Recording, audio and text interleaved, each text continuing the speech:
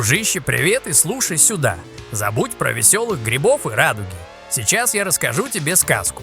Сказку в багровых тонах. Итак, 1691 год от Рождества Христова. Трансильвания. Не место, а раковая опухоль на теле мира. Земля, где нечисть чувствует себя уютнее, чем ты в любимых трениках.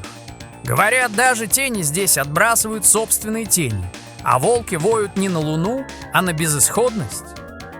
Саймон Бельмонт, парень, или то, что от него осталось, ноша его предков, проклятие тяжелее любого цепа. Его прадед, это старая история, Дракула, имя, что шепчут ветры над виселицами. Он забрал предка как последнюю душу перед рассветом и не добил, оставил семя мести, что проросло через поколение, отравляя кровь. Теперь внук Саймон пришел. Не закрыть гештальт, а попытаться выдрать этот гнойный корень из мироздания. Безумец? Возможно. Что с собой? Груз прошлого и вот это, Кнут, убийца вампиров. Звучит пафосно, да? На деле плеть из чьих-то кошмаров. Пока что она убивает только мою веру в светлое будущее. Подарки от хозяина замка. Ну знаешь, чтоб не скучал. Летающие крысы с зубами, как у пираний, ходячее мясо с пустыми глазницами и, мать его, рыба-люди. Серьезно, кто вообще выдумал этот влажный кошмар? Это просто издевательство. Чистое, незамутненное издевательство.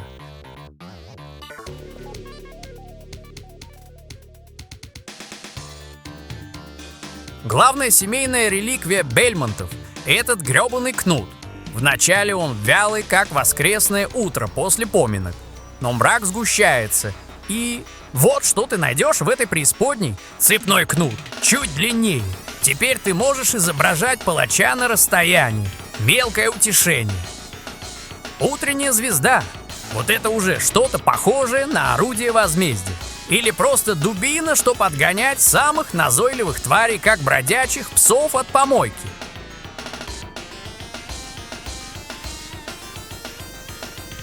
Дополнительное дерьмо, что подсунет тебе судьба. Кинжалы. Шпаргалка на экзамене по выживанию в аду. Бесполезная дичь.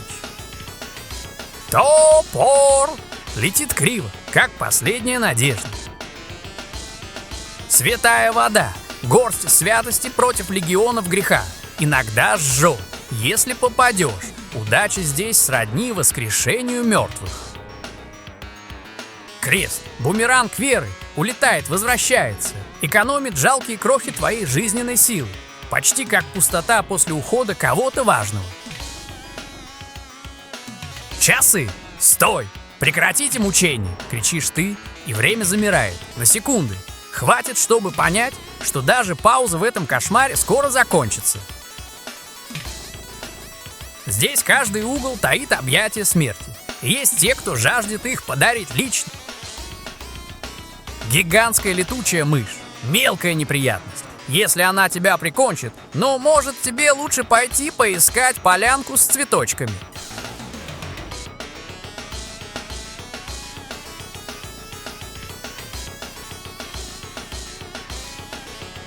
Франкенштейн. Ходячий труп с плохой осанкой и швами. Просто бей, пока не развалится на части, как твоя психика. Мумии. Перебинтованные мертвецы, медленные, как время в ожидании конца. Но если обнимут, это навечно, в объятиях смерти.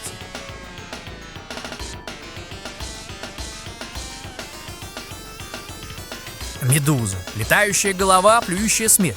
Раздражает до дрожи. Как напоминание о том, что даже в самых мерзких местах есть нечто еще более мерзкое. Смерть. Ага, та самая. С косой. Совет не помирай. Серьезно.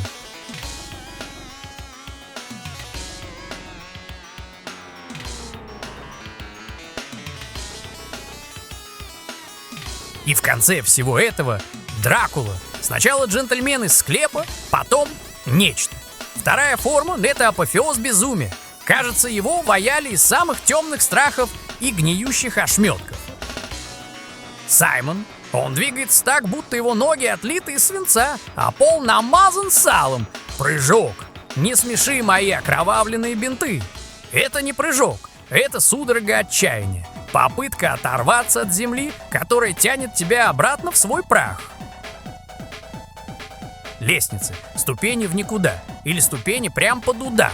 Спуститься, не получив по башке, чудо, достойное канонизации.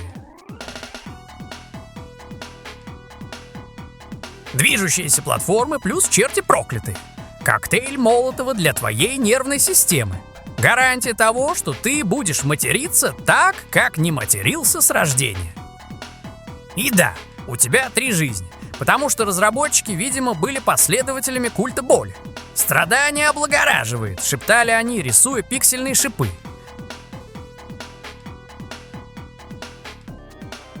Вердикт: если ты хочешь нырнуть с головой в кромешный ад и проверить, сколько боли может выдержать твой мозг, добро пожаловать в замок. Если нет, есть другие игры. Там, где прыжки хотя бы подчиняются законам физики, а не чьей-то извращенной фантазии. Там, где нет рыбы-людей и лестниц. До встречи, крутой геймер.